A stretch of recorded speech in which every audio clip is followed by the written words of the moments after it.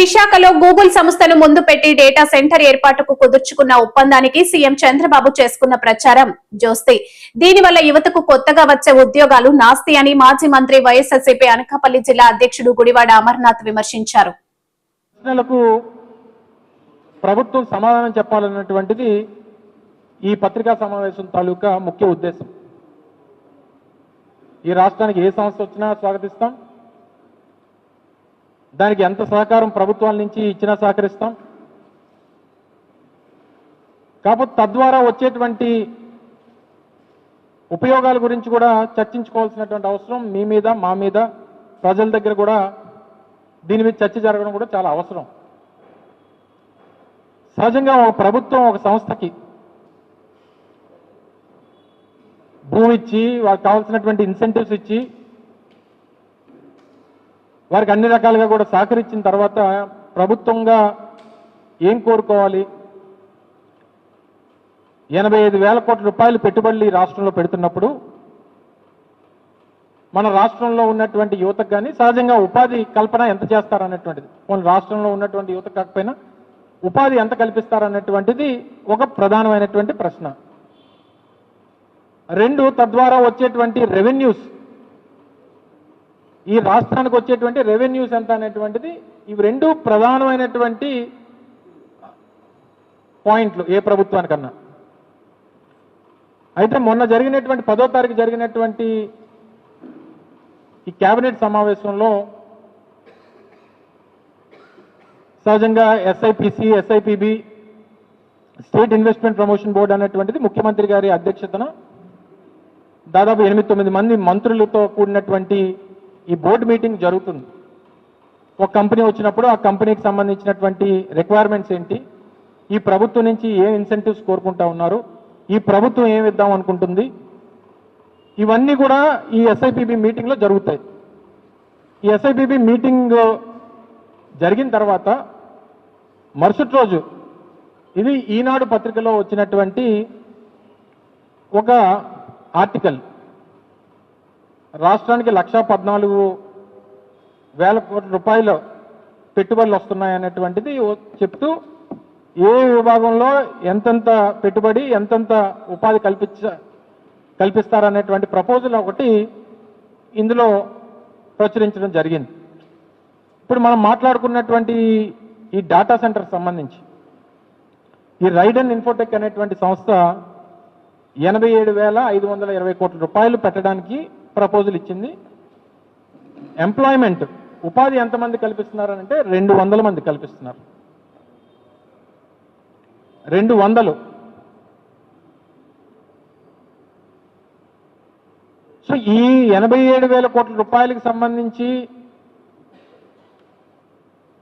పెట్టుబడికి సంబంధించినటువంటి దాంట్లో మీరు ఈ రాష్ట్రంలో ఉన్నటువంటి యువతక లేకపోతే ఇంకోట అనేది సహజంగా ఎంఎన్సీస్ కాబట్టి మనం దానికి కన్ఫైన్ అవ్వలేం. ఈ రాష్ట్రంలో ఉన్నటువంటి యువతకి ఉపాధి కల్పించాలన్నటువంటి వాళ్ళకి ఆ రెస్ట్రిక్షన్స్ పెట్టేటువంటి అవకాశం మనకు లేదు కాబట్టి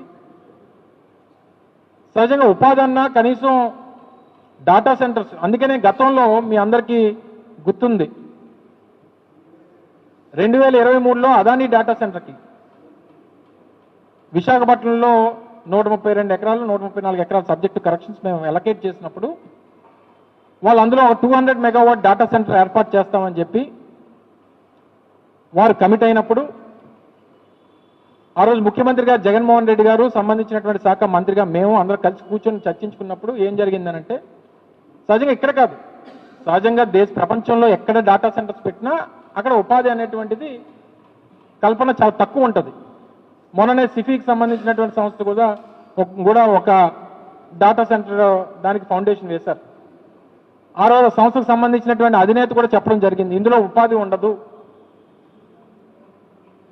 డాటా సెంటర్స్ వల్ల ఉద్యోగ కల్పన అనేటువంటిది ఉండదు అనేటువంటి వారు కూడా చెప్పారు. మీ అందరితో కూడా మాట్లాడారు, వారి ఇంటర్వ్యూస్లో కూడా మనం చూసాం.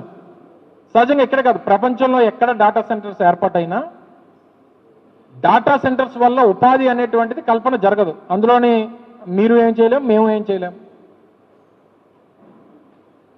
అయితే ఆ రోజు మేము అదానికి డాటా సెంటర్స్ని ఏర్పాటు చేయాలని చెప్పి ప్రపోజ్ చేసి వాళ్ళని రిక్వెస్ట్ చేసుకున్నప్పుడు వాళ్ళకి ఏం కమిట్మెంట్ ఇచ్చామనంటే, మనం ఏం కమిట్మెంట్ తీసుకున్నామంటే, మీరు 200 మెగావాట్ డేటా సెంటర్ ఏర్పాటుతో పాటు మీకు ఇచ్చినటువంటి ల్యాండ్ ఏదైతే కన్సెషన్ రేట్స్లో మేము ఇస్తున్నామో, మీరు అక్కడ ఐటీ టవర్స్ కట్టి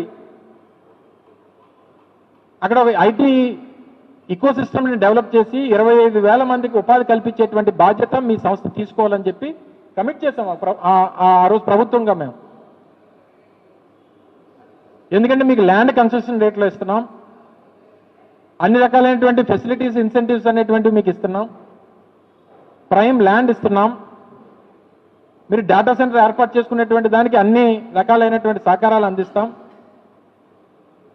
కానీ మీరు ఎంత అడ్వాంటేజెస్ ఈ రాష్ట్ర ప్రభుత్వం నుంచి మీరు పొందుతున్నప్పుడు, ఎంత పెద్ద ఎత్తున ఉపాధి కల్పించేటువంటి దానికి మీరు కూడా ప్రమోట్ చేయాలి, మీరు కూడా ఐటీ టవర్స్ కట్టాలి, మీరు కూడా కన్వెన్షన్స్ కట్టాలి, మీరు కూడా హోటల్స్ కట్టాలి, అక్కడ ఒక ఐటీ పార్క్ లాంటిది డెవలప్ చేయాలని చెప్పి వాళ్ళ దగ్గర కమిట్మెంట్ తీసుకున్నాం. ఎందుకు? డేటా సెంటర్ వల్ల ఉపాధి రాదు కాబట్టి. ఈరోజు ముఖ్యమంత్రి గారు కొడుకు పెద్ద ఎత్తున గూగుల్ పేరిట పెద్ద ఎత్తున మార్కెటింగ్ చేసుకుంటున్నారు. అది మనం అందరం కూడా చూస్తున్నాం. ఇది ఒక చారిత్రాత్మకమైనటువంటి ఘట్టం అని, నా 45 సంవత్సరాల చరిత్రలో ఇది గొప్ప అనుభవం అని వారు చెప్పుకుంటున్నారు. సరే, వారి మార్కెటింగ్ విషయంలో మనం ఎవరో సాటిరాము, దాని జోలికి పెద్దగా వెళ్ళను నేను. ఈరోజు తండ్రి కొడుకు